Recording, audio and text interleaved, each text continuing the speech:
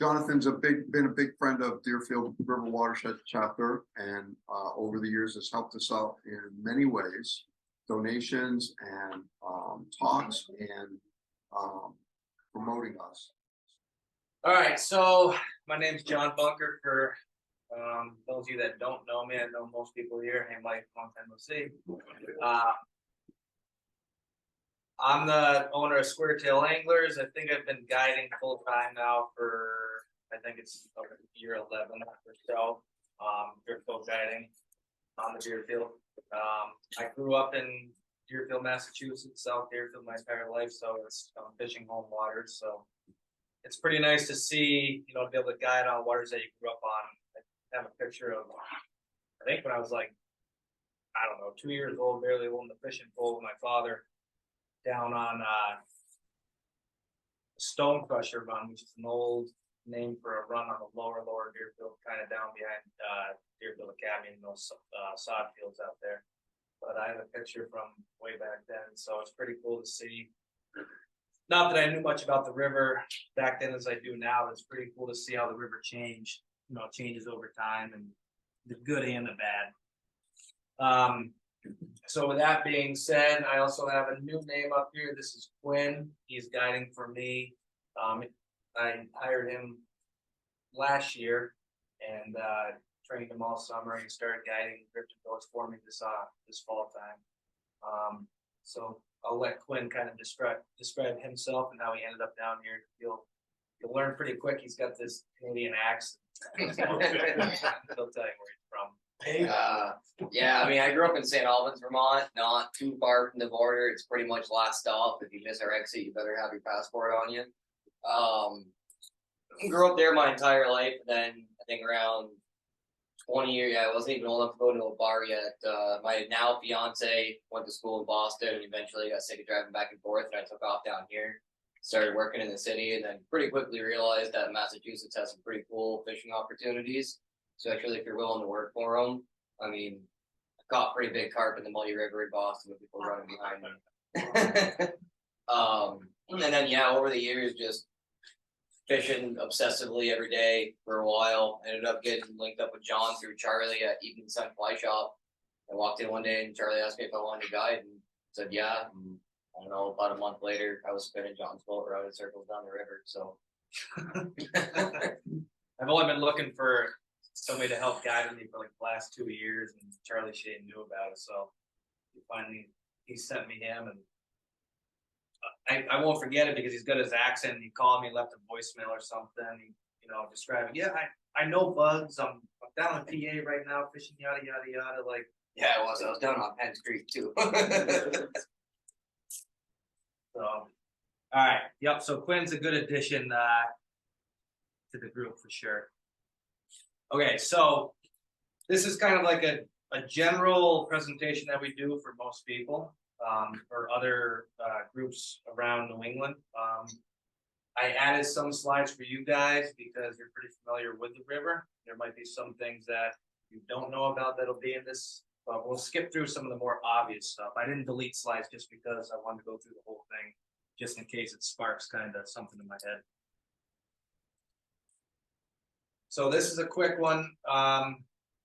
This is a pretty cool map because it just kind of describes all the, the dams that are on the river. It's one of the most dam regulated rivers in the country, right? So, and there's good fishing all the way right up to Somerset Reservoir. If you guys haven't explored Vermont, we're not going to get into that. That's a whole separate topic. But I know some people that have, and it's definitely worth doing.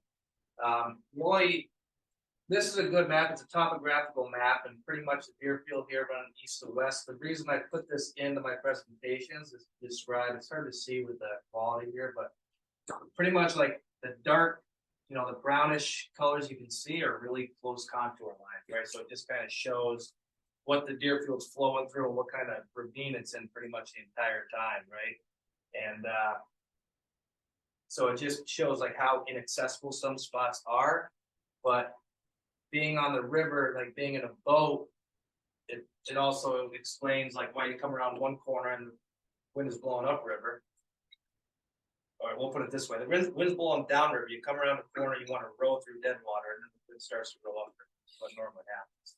But it just, the wind changes through the ravines every single corner that you take, and that's the only reason I put that up there. These will go through kind of quickly, but the upper river we kind of divide as fishing guys. We divide an upper river and a lower river. In the upper river we kind of go from Fife down to Shelburne Falls. We kind of consider that the upper river. And the lower river down from Bartol's Ferry down to Confluence, Connecticut. One key, kind of cool point to point out there is the driveway. I point this out to a lot of people,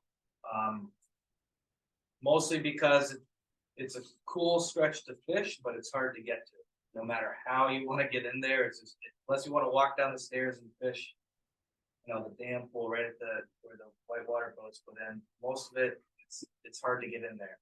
So I'm not afraid to, explain like how to get in there, how to fish it or whatnot. But that's a pretty cool stretch of river up there for most of you guys that haven't done it. It's above Fife Brook Dam and it flows into Bear Swamp. And it's a short stretch. And when the water's not running, it's at 85 cubic feet per second. And it's like a little mountain stream pretty much. But the thing's loaded with little tiny, wild browns for sure. Like you get in there on a good day and like you get into one run and you see like 25 fish popping up in every single spot. And it's crazy. They are picky though. There's some small bug. Probably got to talk to Mike about that. They need some small stuff up there. I've done some wade trips up there, and they're not easy at 85 CFS sometimes when they're eating that small stuff. That being said, they don't stock that upper stretch. What's cool about that stretch is Quinn and I tried to do it last weekend to get some filming footage, but so it runs at 85. It's like a little trickle. When whitewater boats are in there, they run 1,000.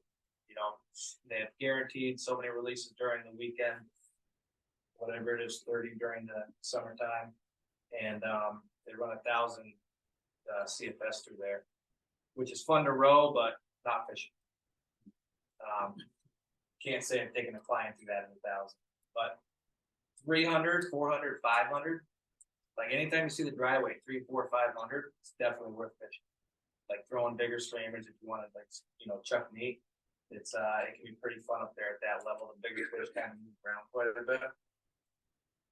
I don't think that stretch has as big a fish in the main stem of the Deerfield. It's down below, but there's plenty of 20-inch fish up there for sure. But that 3, 4, 500, it was at 450 the other day. But the last Saturday it was pouring rain, and we were trying to get footage. And of course, last Saturday they weren't running water at Fife all day, supposedly. So we had done a low water float pelham down just to get some footage and Have fun. have fun. And it was a good thing we didn't do. See up there in the driveway, it's fine for wade fishing, but putting a boat in, it's tricky. Sometimes it'll drop the water all of a sudden. It'll be 450, and then all of a sudden they're going to drop water. So it's a hard stretch to float. So you rarely see any boats in there if you want to get away from us. But you don't like seeing boats. They drop the water on you in there with a boat. It's not going to be. Yeah, winching out is not fun. I've done it a couple times, and it's hard. And then so we dropped down a Fife Brook Dam, obviously, which all you're familiar with. We ever catch and release stretches down there, the wild browns on that upper part. That upper stretch is a year-round fishery, obviously, and even that stretch, I would say. The winter fishing, as long as the flows are somewhat consistent, I'll float all the way down to Zor, whitewater in the wintertime. Obviously most of us are up there at Fife to Zor Gap or Zor Gap down to Shunpike. It all depends on, once you get below Zor Gap, you have all those tributaries coming in. We're going to talk about winter fishing in a little bit, but once you have different water temperatures and different water variables in there, it'll mess with the fishing in the wintertime. They're a little bit more picky. All right, this is good timing because I have this map in here on my presentation because it was the only map of the Deerfield River, which you pretty much got today. I grew up with this map. I've had it forever. It was back when we used to laminate stuff. I'm not dating myself because I'm not that old, but like I had a laminated sheet of that thing, you know, laminated, double sided. And I think my father had done it for me. And that was like the only map we had that we relied on. And now we kind of know. Quinn and I, when we were out Saturday, we actually met that guy from Fly Tire Worcester or whatever it was. Yeah, no, well, the guy that I sent you the email, the connection. Okay, right. Yeah. The Vince Ritchie. Yeah, Vince Ritchie or whoever it was. We met him at the takeout, and he was trying to get in touch with you guys to just get back to the history of the river, and you know, He was waiting for us. yeah, pretty much. He was stalking us down the river, apparently. But this map I put on the presentation just to show, you know, red X's for parking areas. You know, there are plenty of accessible spots on the river, you know, and there's a lot of inaccessible spots. So don't think, and this is from like a guide perspective, don't think that just because a spot's easy to get to or you already see 3 boats go through it doesn't mean like you can't catch fish. You know, it really doesn't. For us, we blow through most spots pretty quick, you know.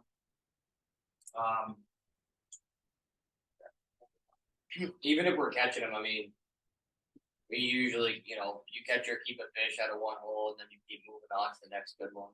I don't know too many guys in the river that sit in one spot for a super long time and then keep moving. So like, you know, there's a couple. Yeah, there's a couple. But you can pop in not after us and there's still plenty of fish left. I mean, like for me, myself, if I get a couple in a good run or whatever, we kind of just move on to the next good run because we can access every single one in a good day. So it's not too much reason to hang out in one all day long. So, and then the lower stretch, we kind of just divide between Shelburne Falls and the dams in Shelburne down to pretty much the confluence of the Connecticut.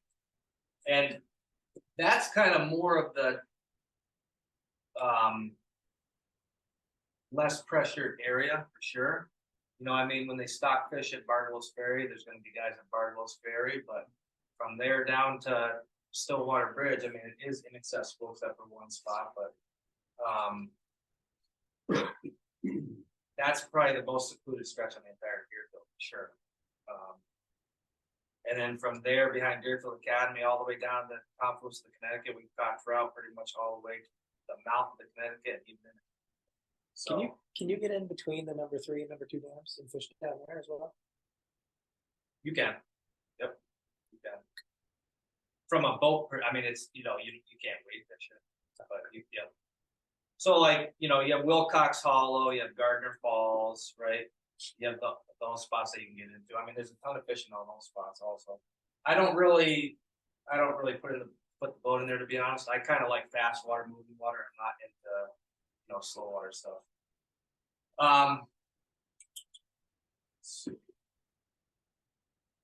And a lot of things I describe with, you know, when we do this presentation, it's the upper river's more opportunistic fish, right? Which we'll get into. In the lower river, you start to get into the match the hatch kind of stuff, and there's a lot more bugs in the lower, for sure. The cool thing that we like about the lower river is we get the shad that come up and smallies that come up. We're starting to branch out into a lot of other species just because it's something different. And like, you don't know what the weather's going to be from year to year. So like, good example, last year we had a huge drought and like fishing on the Deerfield, you know, it's like, what are you going to do? Pressure all these fish for a little bit on limited flows and everything. So you push all the clients to kind of do smallmouth or carp fishing or something like that. And then you have a year like this where we have too much water. So like, I'll float the Connecticut River and do smaller trips on there. And this year the Connecticut was like brown and high the whole summer. So you get all these guys that are all pumped up about smallie fishing. I got them all pumped up the year before, and now they want to go. And I'm like, virtually impossible, right? I had to convince them to go back to trout fishing. So it's being well versed and having different options is a good thing for sure. And like Quinn's into, I used to do pike fishing a lot, but I'm not like a 1,000 cast on one fish kind of guy, which carp can be, but at least carp is sight fishing like that. So, but the lower river kind of does allow you to do some of those other things, and like there's pike in the lower Deerfield River also, and there's carp in there as well. A lot of carp.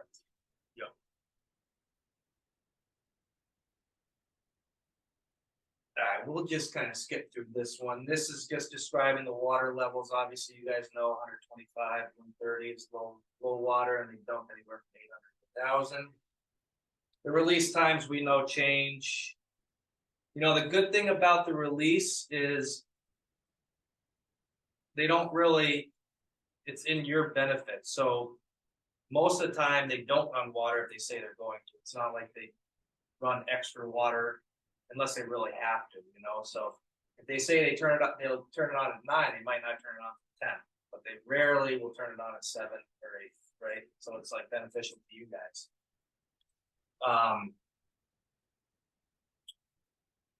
And what I tell, I'm sure everybody here is familiar with, but you know, as far as wade and float fishing, so a lot of guys that want to come out and wade fish at Deerfield, I'll say, all right, the water's going to turn on at 10 at the Fife. Go up there, fish the upper river, and then work your way down, right? The water comes on at 10. It takes 2 hours to get to Zor Gap, like on the money, 2 hours. So it'll be a Zor Gap by 12. And then they can work their way down river and pretty much fish low water all day. And then we'll get into this a little bit with the wild fish, but obviously the upper river is more, I say it now, but opportunistic fish and then selective fish. The trout on the upper river are definitely becoming more selective now as opposed to opportunistic. And I think it is just a little bit more because of pressure. So the upper river, we used to get away throwing, a lot of people still do, like, you know, mops, worms, eggs, all that kind of junk. And at certain flows, that's what you can get away with throwing. But we did a lot of like small Stuff, I'd say small size ones. like 14, like a 14 on a jig hook being like a big fly. Which is, yeah, that's small to us, Mike. Yeah. Right?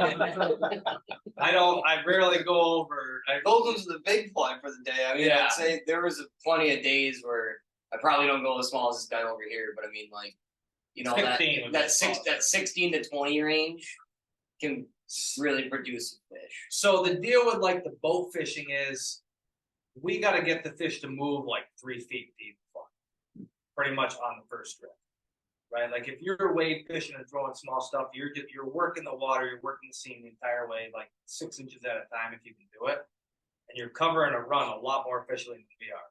So that's why I said just because you see 3 boats go through a spot doesn't mean you can't catch fish, because especially if it's a spot where we can't, you know, you can only hit once or twice, or a lot of the times, like, to be honest with you, the clients don't get the right cast in there the first couple of times, you know? So don't think that just because we went through there or even hooked something up fish that you can't catch fish out of there.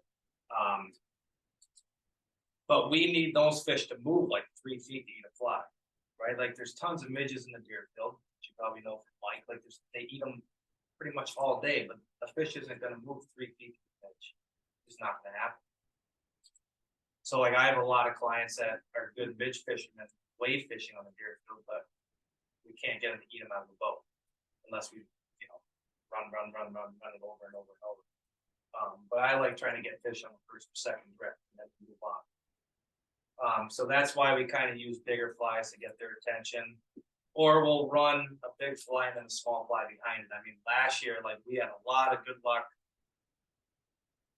You know, the key thing is trout feed looking up for the most part. So a lot of guys, like he's a big tight lining guy, so he's pretty much bouncing bottom the whole time. But if you're bouncing bottom and the fish are up in the water column feeding, like you're not going to catch them. You know, it all depends. And obviously we don't have a lot of bugs on the upper Deerfield, but fish are still up in that water column, you know, mouthing all sorts of stuff when they don't have a lot of stuff to eat. So to be honest with you, I think like last year, like 3 feet below a chubby, we were running like a dry dropper, like 3 or 4 feet below. Pretty low, or like on my tight line rigs, from my bottom fly to my top fly, I was moving more from like 10 to 13 inch to like sometimes almost 20 inches for my bottom fly, because like you said, the fish are looking up. I'd still have that fly at the bottom, and to be honest with you, there's times where the fly on the bottom was basically just an anchor. That's all I was doing is keeping me grounded into like I break things down in the water column. You got, I call it home or the spread zone. You got your mid column, then you got your surface zone. So if you can keep something locked in to that very, very bottom water column, it's gonna move at the fish's pace because that's where the fish live. And so a lot of times I have a bottom fly on there just to set my pace. And then I have my top fly on there to be where the fish want it. And there's a bunch of different ways to do that besides just a fly, like on the bottom and a heavy fly. Which like you look up different stuff with like tying weights on the bottom and stuff, you can find that out so you're not getting snagged all day. But it's just me and him have talked about it before. I think there's days where before changing your fly out, you can change your leader and stuff like that. And you can start getting on fish long before you change your fly out and just start playing with depth that you're running underneath the water.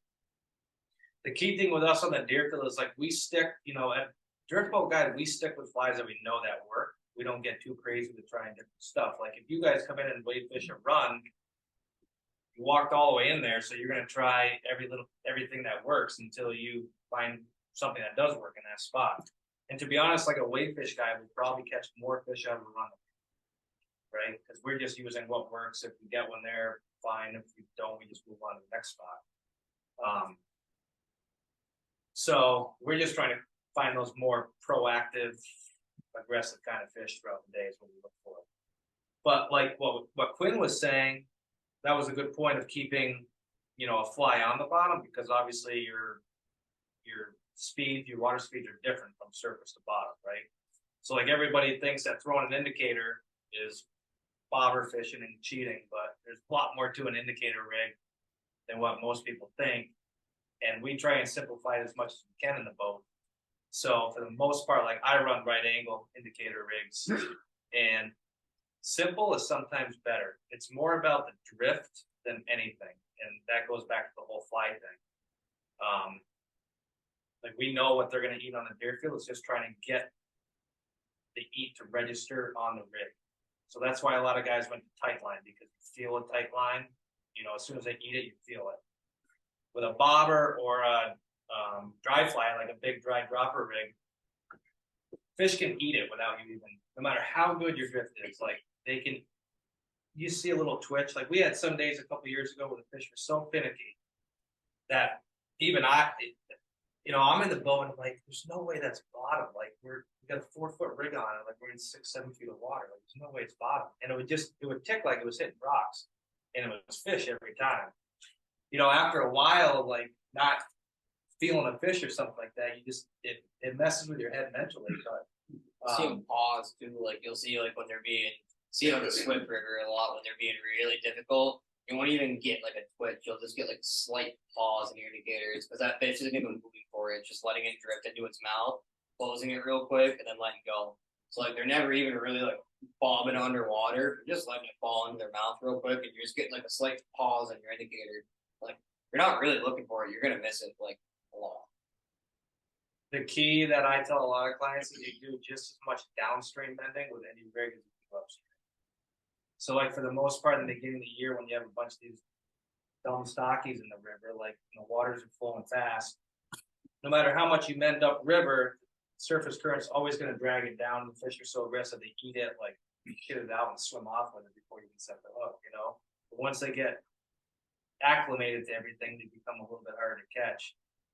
So what I tell a lot of clients is, it's hard to explain, but I'm trying to think if I have something to, when you run a bobber rig, a dry fly rig, or any kind of indicator on top, you want that indicator to be leading everything else underneath it. Okay, so everybody's like, "Oh, we need a dead rip. We got to keep going upriver," which initially is good to help your fly sink down, gets everything drag free. Drag free drift is good, but if the fish is sitting there, fish is always facing upriver, right? So your fly's coming down. If it comes right in his mouth like eating midges, he just eats it and spits it. Like if you fish the Swift will show you what they do. Just comes in, eats it, spits it before you even have an idea of setting the hook. If your indicator is upriver from all this bending, you have a bunch of slack in the system. Okay? So like the fish will eat it, your bobber's way up here upriver, it's got to go over the fish and then whatever length past it, 6 feet or so before you can see the take. Like not going to happen. You're not going to see it. So most of the time you want your indicator to be downriver, And then once the fly comes into the fish, he just eats it, boom, you see it go down, right? And it's a hard thing to explain, but that's why simple is sometimes better. And we run like a lot of single fly rigs. Okay, it's another thing. Like most people think they have to have 2 flies under their bobber or 3 flies or whatever, but you put more into that system, and then you get a lot more slack. You know, it's hard to tell what's going on underneath your indicator.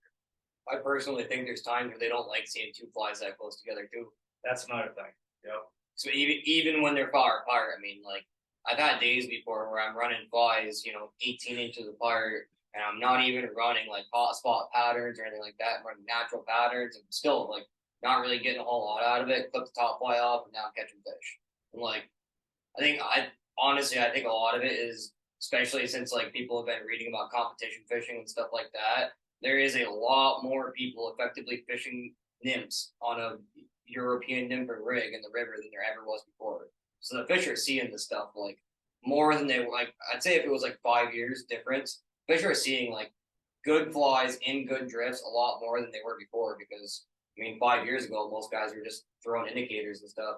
I don't know if you guys have fished like a mono rig and stuff like that. It doesn't always work, but in right applications and usually in kind of water that's hard to fish, it works really, really well. And it's just because it's very precise. That's really what it boils down to.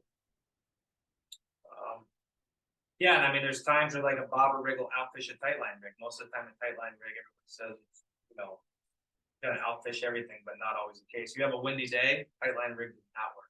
And John showed that to me because, I tightline 380 heavily, and there's days they do not want a dead drift. Bugs, I think a lot of people don't really think about the fact that there is aquatic insects that swim. That's what they do, and it's not always a dead drift. There's days where you'll have fish eat on a mend, and it's because your fly is moving, and that's why they're eating it. And if you're on a day like that and you're just doing a perfect dead drift with your your mono rig all day long, you might pick up a couple fish, but if you adapt to the situation a little bit and see what the fish are doing and meet them on their terms, it's going to be a lot better of a day. Yeah, we had a lot of good days like swinging flies or indicators swinging at the end, and the fish would eat them right on the surface. So. Okay, if you guys have all here have seen the boats, that's Zor Gap.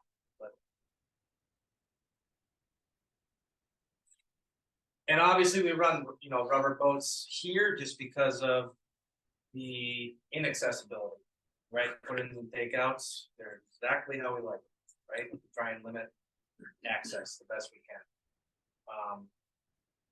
And there's still a lot of spots that if you don't have a winch on your truck, you can't get the boat out. Keep that into play too. So if you see a boat driving by with a trailer, or a truck driving by with a trailer behind it, they're not winching it out of anywhere. So you can keep that into mindset as well. I think this is just a quick.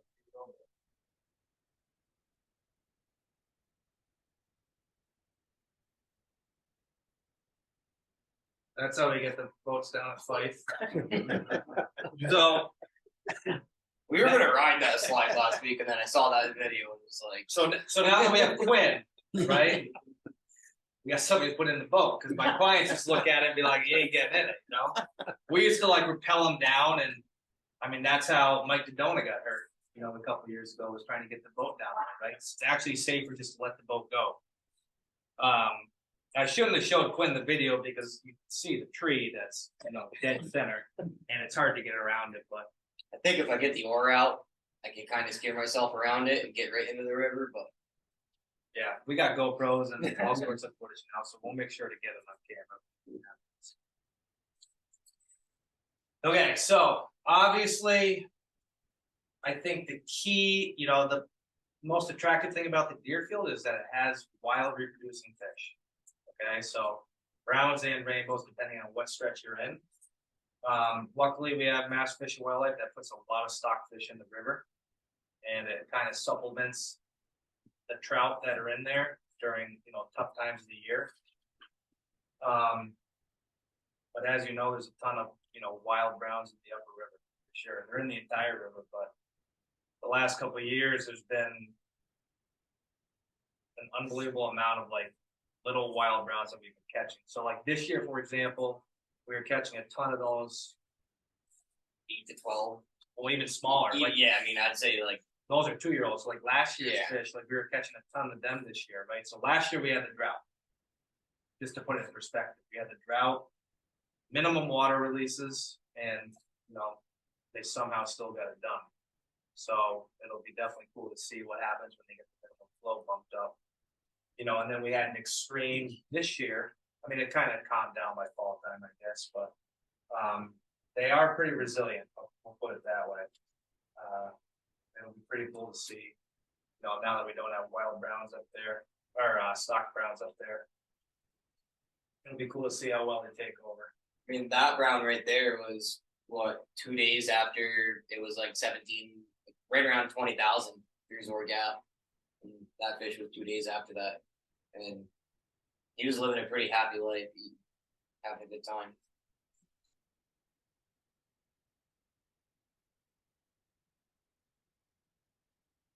Okay, so we do have a little list of bugs on the river. I mean, there's more than even that, but these are just kind of the more sought after bugs that we look for. And obviously we have our stones and caddises up there all year. And we focus on stoneflies a lot. I mean, there's pretty good prolific caddis hatches too on the upper river if you time it right. But there are quite a few caddis in the water too. And we mess around with caddis patterns all the time. And a lot of people we get back to this whole small fly thing. And so for example, a lot of people think at high water you have to fish big flies to get their attention. Like 800, it's hard to weight fish 800, but 800 is like nothing. It's gin clear. Like the fish don't like 800, put it that way. Fish like over 1,000. 1,000, 1,200, 1,400, 1,500 for like 2 days. They're on fire after that. But at 800, 900, 950, you can definitely get away with still fishing smaller flies. You see them chin clear, not an issue. But we all look forward to the Hendricksons, and obviously some years we see more March Browns than others. The terrestrial deal is cool because our famous fly is a chubby Chernobyl. That's what we run for a dry dropper rig. They don't eat them like they used to, and I don't know why, because even the stockfish don't do it, right? I mean, the wild fish, maybe they get used to it, but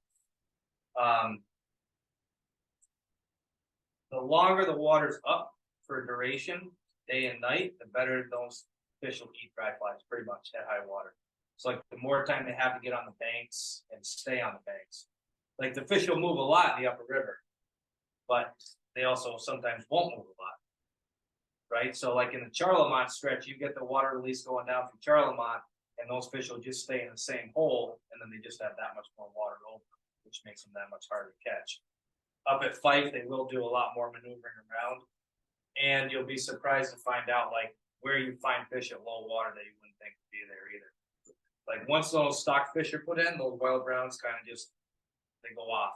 And like you find wild browns, there's certain banks that always have them, and it might not be the same one, but they go right to these same spots every year because they kind of just know, like they're in those good runs, good little pockets or ripples or whatever. And then once all those like the invasion of the clowns come in, they just like those rainbows are so aggressive over the wild fish, it's not even funny, So like those wild browns get out of there, the big ones, and they'll go on their little banks for the summertime. And they'll stay right there. I mean, there's a lot of those shallow banks on the river that nobody messes with, so they'll stay there at low water. I mean, I would fish it before you wade it. I'll put it that way. Like, and I got taught that a long time ago. Like, I won't wade through something that hasn't fished, even if it's not even over my boots, because I've had fish come out and scare me right in water on a dry fly right there, and that's where they live. Like in a healthy river, that's where a trout lives, is on the banks. Like if a river's healthy, it's got good structure and good life, they will be on the banks where they're supposed to be. Yep. And you fish those banks like you would any other bank fishing river. Windy days when the bugs get kicked out of the grass. The one thing I have noticed, though, I will say, because we have all the invasive knotweed, I was doing a lot of pondering this year about it because I'm like, why are these fish not on the banks where they should be? And you look at the bank, and the vegetation is not there that it used to be like 10 years ago, right? Like, so maybe these bugs just aren't living in that invasive knotweed stuff, which is what a lot of it is now. You don't get that good like grass on the bank a bunch. So that was one thing that was pondering my mind all summer. It didn't make sense, you know, some days why they weren't there, or they are there and we just aren't catching, which is probably the case. Sulfur hatches, evenings, has really good floats on sulfurs. This is the ants are an overlooked, like late summer, early fall kind of bug, like awesome on the Deerfield for the most part. Like once your temperatures get down in the 50s and then warm up during the day, like that afternoon bite window can be a lot of fun on ants. But they can also be picky. You know, you get those tiny males and they eat on them. That can be a frustrating afternoon for sure.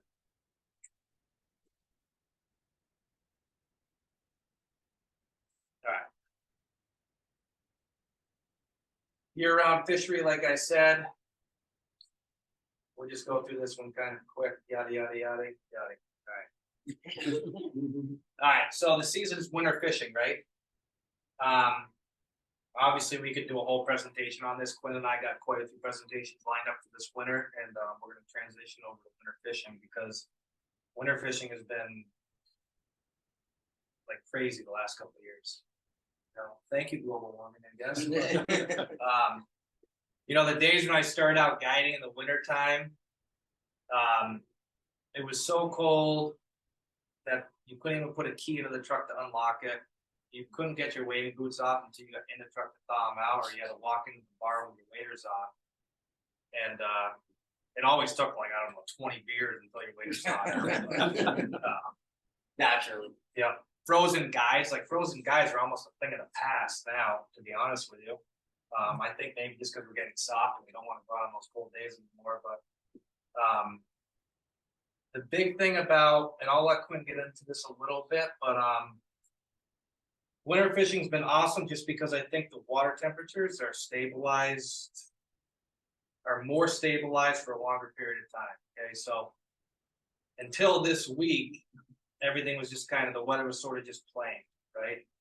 No like drastic fluctuations. And it doesn't really matter what the water temperature is in the winter, it's that the water temperature goes like that. The second it goes like that, you're screwed for that little bit of time, right? It's not going to go like this. For like a couple hours of the day, it might go like that. But it's about like a consistent water temperature. 38, 39, that's warm, to be honest with you. Like, we're not a true tailwater, right? So that's fine. It's not 34, it's not freezing over. It's all about being consistent. So that kind of plays into what days should you fish. You know, the consistent cold days are the days where they're going to eat. Right, so we get like a forecast ahead of time where it's 50s, 60s for a few days, and you have like your phones just like nonstop because clients want to go out those days, and those are like the worst days to fish. Not always, but normally the first couple of days are fine. But if you have snow melt up in the mountains, and like you have to take into account like Florida Mountain, which always has snow on it, right? That's where your runoff's coming from all those little creeks and brooks. Any little runoff or snow melt is going to drop that temperature. It doesn't matter if it goes down like that or it goes down like that. If it goes down, like they pretty much get pretty stagnant for a while.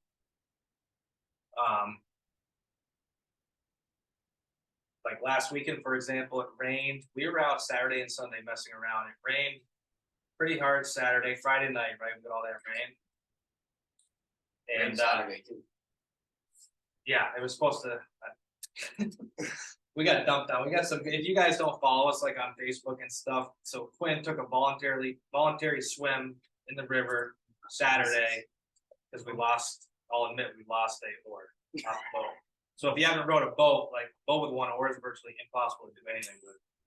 And we got close for a second in the boat, and then the wind blew and it gained distance from us pretty quick. So yeah, we entered the river.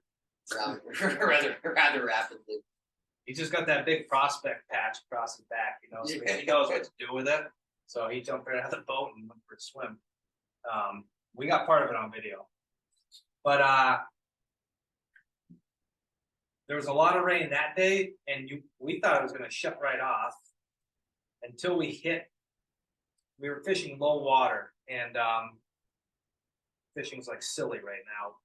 And then the water came up, they ended up running fife, so we got a dump of like 1,000 on top of that, and then all the creeks finally hit us, like below Cold River.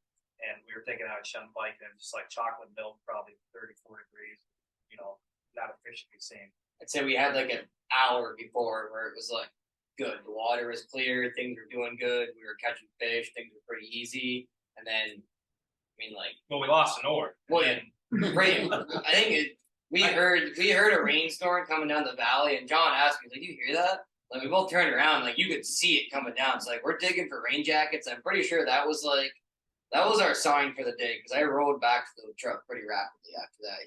John didn't get too many shots at too many holes after that either. We were heading. But because he had his wading belt on and his jacket pretty tight, he actually stayed pretty dry, to be honest with you. We're doing a video on kind of winter fishing essentials and how to kind of gear appropriately for wintertime. Because you can have a good time out there in the winter, but it's it is dangerous. I mean, you got to take extra precautions, and especially in a boat. Like we kind of pawn it off as not being a big deal because we do it so much, but there's certain things you can and cannot do, or certain things that we allow and what we don't allow in the boat that we would allow in the summertime. I mean, a good example, how far is the road where we're at the Deerfield right there, or the boat? Like if we really wanted to row the boat down as fast as we possibly could, we're really not that far. But if you're by yourself in more of a remote area and you fall in the river in the middle of the wintertime, you can't really get back to your truck, you're kind of working with a little bit bigger of a situation. And it's just something to be mindful of. Small flies versus big flies, to be honest with you, it's like the big dumb flies right now is what's working. Haven't even had to go to a small fly. So we kind of save those for the pressured fish, and then we'll work our way down in size. Fly presentation for sure. We noticed like the past couple of weeks, like a low and slow kind of drift. Like the fish don't seem to be, or the fish that are eating aren't in the riffles where they sometimes are in the winter, or in the faster water. They're in like those deep, slow, off the edge kind of seam sort of spots. And I think they're jammed in there pretty good. I put nymphs and streamers up there. They're eating both of them. I mean, it's been a good winter for both. The reason we do a lot of nymphing in the wintertime is because you have to adapt to the winter fishing, okay? So it's really easy to nymph fish one hand in the pocket on the heat, and the other hand fishing, right? Stripping streamers in the wintertime, everybody wants to do it, but you do it for an hour and then get back to me because it's pretty cold. How long did you go on the Hoosick not too long ago? Stripping streamers? Yeah, before we switched. I don't know. I'm not used to it. Guides freeze up a lot quicker. Stripping streamers also because you have water coming through, right? And just like once you get ice going, more water coming on top, it just makes more ice. It's easier than them fish in the wintertime, for sure. You want to mention your stable water temp thing quick? Yeah, the stable water temp things, for me, stable water temperatures, even if it we get to summertime, we're on tailwater, they stay relatively solid.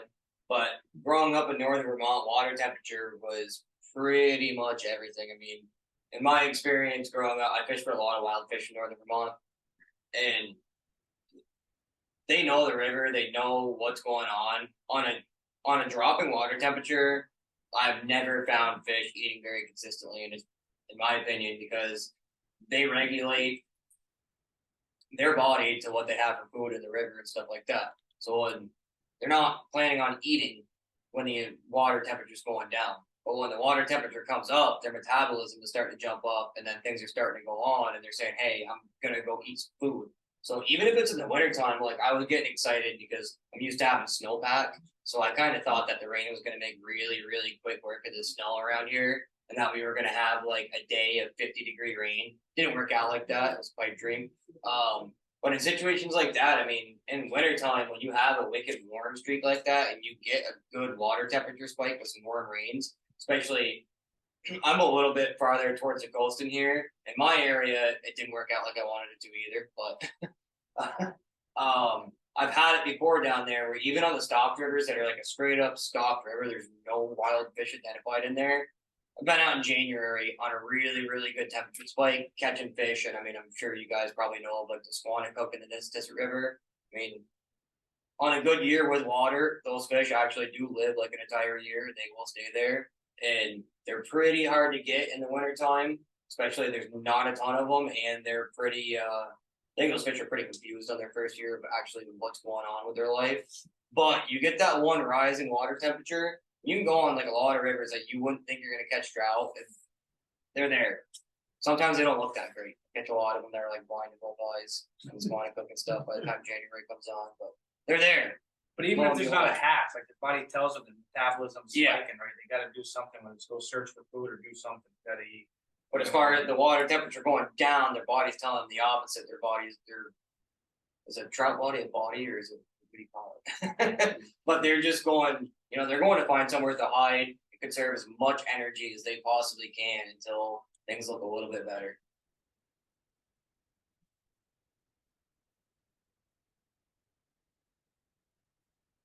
This was a picture. This is from quite a few years ago, but I put this picture in just because I think every single element of weather happened this day.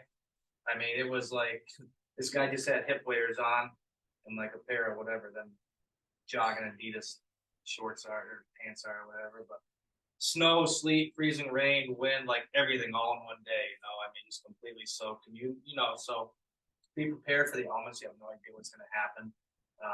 But it was still decent fishing that day.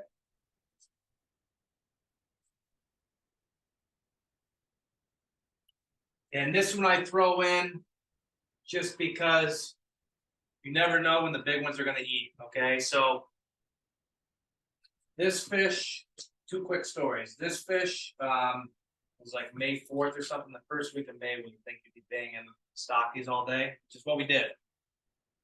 2-boat trip. This guy's son was in the front, and we were following the second boat the entire day. And the son just had the right. I don't know. When you're stripping streamers, there's a secret to it, and the guy in the front's always trying to hide it, but he's doing something, right? And always catching fish. I mean, that kid was roping him. We'd come in behind like another boat, and he'd just be catching fish behind everybody. The old man couldn't hook a fish all day, like not even a bite, all right? So we get down. This is in Charlemont. We get down above Crab Apple, like a half mile. There's a bucket back in there that I haven't caught a big fish out of yet, and I knew there was one in there.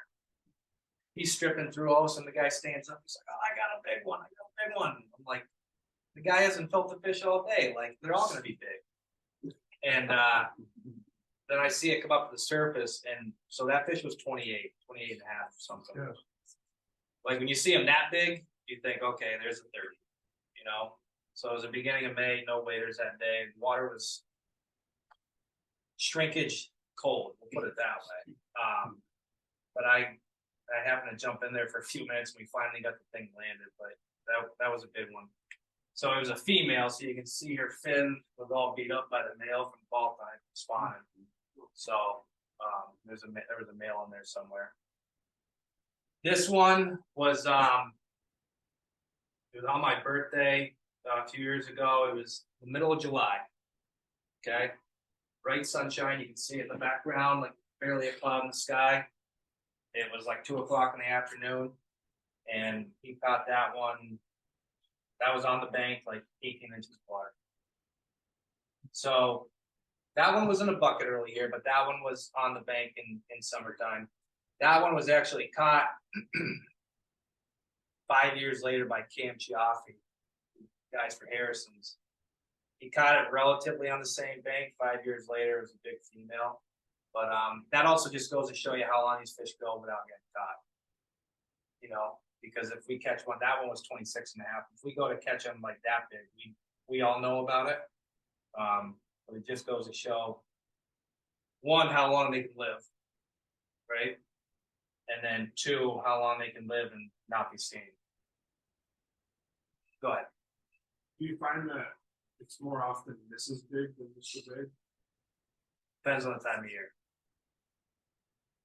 It's a good question. I'm just like anecdotally, just personally, like versus males, like I haven't seen any males get like fishing involved with it. It's like most of my larger browns have been females, but I will say most of my biggest browns that came off a streamer were males. I've got really, really big brown, like really big females on nymphs.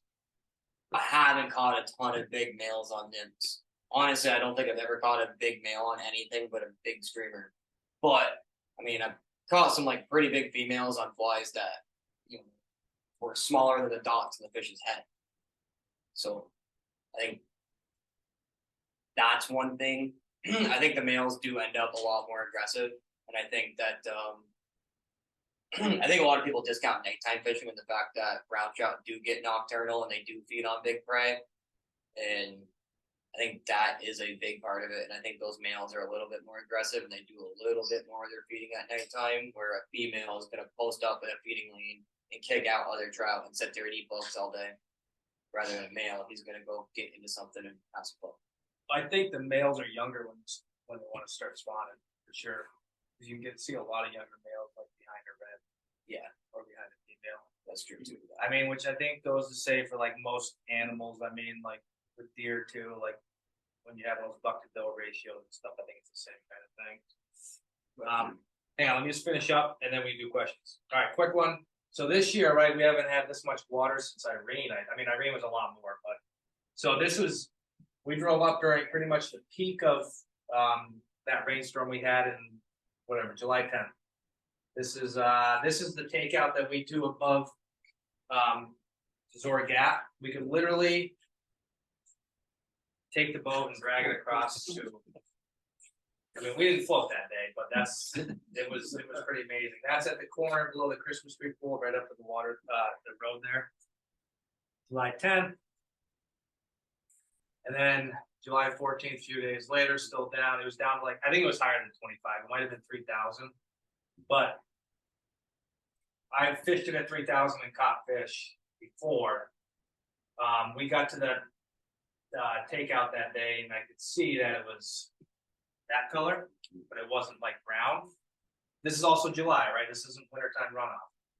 But I was like, visibility, I was like, I think we screwed up, you know. And the last thing I'm gonna say is I think we screwed up at the beginning of the day. But I'm like, shit, you know, should have gone Swift or something.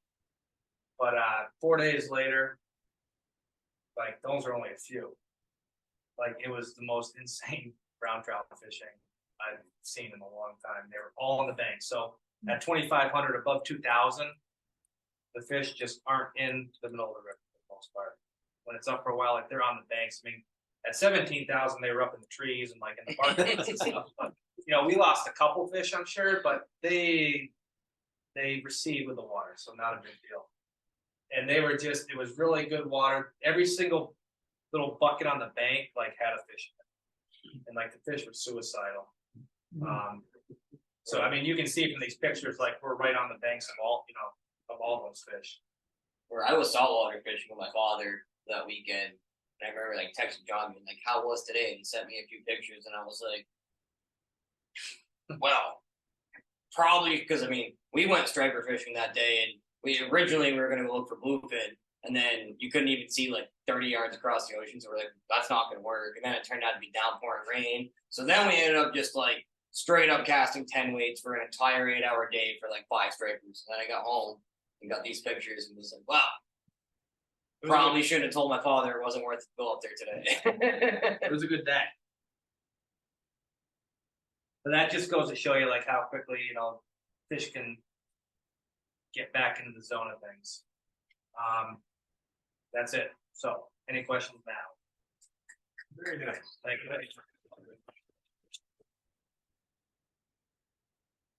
You were talking about the brown feeding at night. I wonder if you guys do any like night guiding, rodents across the water or anything. So I got 2 kids, right? Enough said. But yeah, we are between him and I, we're gonna start getting into it a little bit more now. I've done it on the Deerfield a decent amount. The tricky thing is it's all about the water flow. As far as like navigating the river, like I've navigated Charlemont in the dark and low water like no problem before. A lot of people go to the Swift. You know, there's certain areas of the Deerfield that you can do no matter what. But those do get pressured more than you think, nighttime fishing.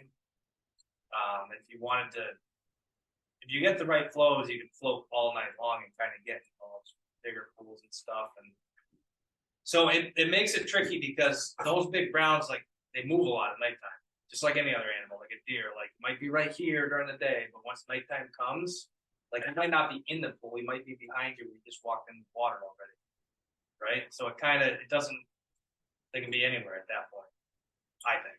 I find, I've done a mostly wade fishing, not from a boat, but in Northern Vermont, I've done a lot of nighttime fishing. And I don't know if you guys are familiar with the Trout podcast and those guys, but they do some night fishing as well. And listening to those guys comparing my own night fishing notes and stuff like that, those fish, I think people would be pretty surprised to see the amount of mice and actual animals that brown trout eat. Because they call it, it's kind of hard. Night fishing at night, the light is not good for them. It messes with them. And also it messes with your eyes too. So the best thing is just not use the light for the longest time and your eyes will adjust to it. But still, you need to see how far across the bank is because that's where those fish will be. And I think on the trout bit, they call it the hang and wiggle. They'll put it on a bank and you kind of gotta close your eyes and imagine what a mouse looks like when it accidentally goes off the bank of the river. And that's exactly what they'll do is they'll hang for a minute once they hit the water, what is going on? And then they'll try to wiggle back. So you're basically swinging mouse patterns at night and stuff. And you're not doing a whole entire lot. Have you guys ever seen a mouse skip across the water trying to swim? They don't do it. But you put it right on the bank and you let it drift and you give it a couple twitches and you put it in that right spot. If you're out there at 3 o'clock in the morning, pitch black, and especially if you're by yourself, because I've done it by myself a lot. And there's absolutely nothing it's all feel and sound. You can't see it. You're in the pitch black and you just hear I've got a couple over 24 inches in the middle of the night in Vermont on a creek muted John away. And there's not a whole entire lot like that. I've had it scare me before to the point where by the time I land the fish, I can still see my hands trembling. And yeah, there's something to be said about nighttime fishing, especially. I think a lot of it is I think a lot of people are scared of the dark, don't want to admit it. But you don't have to have mice either, those chubby Chernobyls. We're really good at nighttime. And it's not always mouse patterns either. Even if you're fishing a mouse pattern, it doesn't have to be a mouse. And I think a lot of people really don't think about the fact that do you guys think they're eating mice more often, or do you think they're eating big frogs? If you go down to the Swift River and those reeds and stuff, do you think those fish see more frogs or more mice? Because I would put my money on they see more frogs. And how many guys you ever seen throwing a bass popper at 3 o'clock in the morning at the Swift? I've never seen anyone doing it. I've never done it myself, but I wouldn't be surprised if it worked. When you see how aggressive they can be at night, it will really, really surprise you. Did I see in one of your slides that you fish sinking tips all winter? Is that a sinking tip? Oh, that was I think that he was fishing a sinking tip all day on that multi-weather day. So we've been messing around with streamers a lot this year, and we're kind of gearing up for, you can tie streamers in so many different ways now, and I'm not he's a pretty good streamer tire, and I'm just not really into it. I like fishing them, but I'm not really into tying. And you can tie them the way they have these 3D effects and these in them, and weighted, non-weighted, these. It's just crazy what you can make them do. So we mess around a lot with an intermediate sink tip, 10 footers, 15 footers, just bank casting. So we actually just got a bunch of reels, and we're just going to run different spools with different weights on them. So the standard that what I used to run on the Deerfield is a 25, 200 grain sink tip. That's the easiest thing for any client to cast for a beginner fly fisherman. It's not a full sink, and you just have a 25-foot head, 200 grain. It gets down deep enough, and that's what works good for early season or when the fish are down right on the bottom. You got to get it down in that current. And for the most part, those stockies will eat it coming straight up river, right? So it works good out of the boat. You cast it out, swing it, strip it back to the boat to eat it. But you gotta be able to get it down in that current, so like 200 grain is what we do for the most part, but now we're like experimenting around with hundreds and like 3 inches per second. Cause you can make these flies, you know, for the most part, we're always like strip, and you're trying to get what Quinn was telling me the other day. It was a good point. A reactive strike is what you're trying to get. So like, don't stock fish. What we get you to do, and this is like a guide outlier. You cast down below a pot of fish, you strip it up, and it's upriver, it's going up over the head, they reactively grab it, right? That's why like feeding like a bugger down to a fish doesn't really work, because they see it coming and you want that reactive strike. So that's why we fish it the way we do. It just comes over their head, they see it. We tell clients like will miss a fish, they want to feed it back down. You're like, no, don't do that. Cast it, swing it, bring it back over their head. And they'll normally eat it again.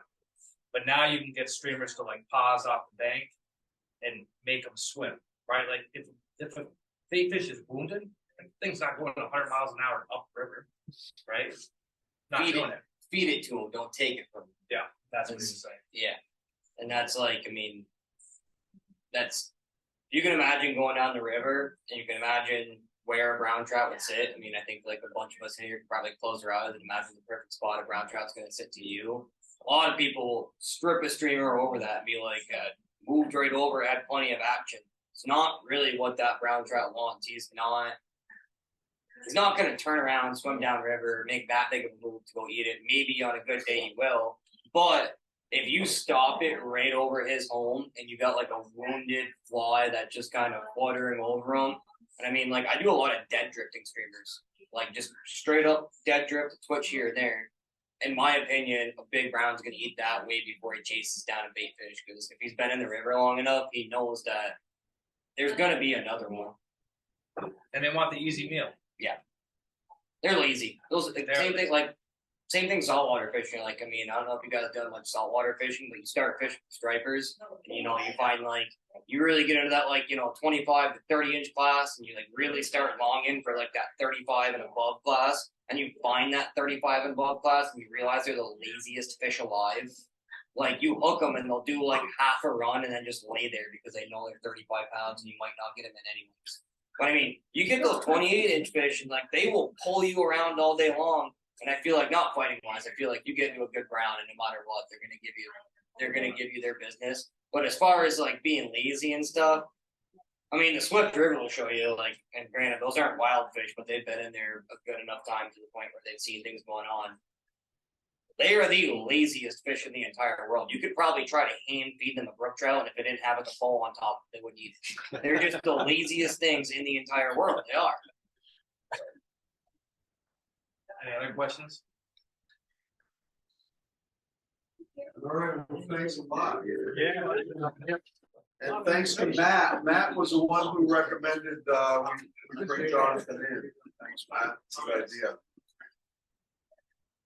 All right, and be sure to feel free to. I think the kitchen's still open.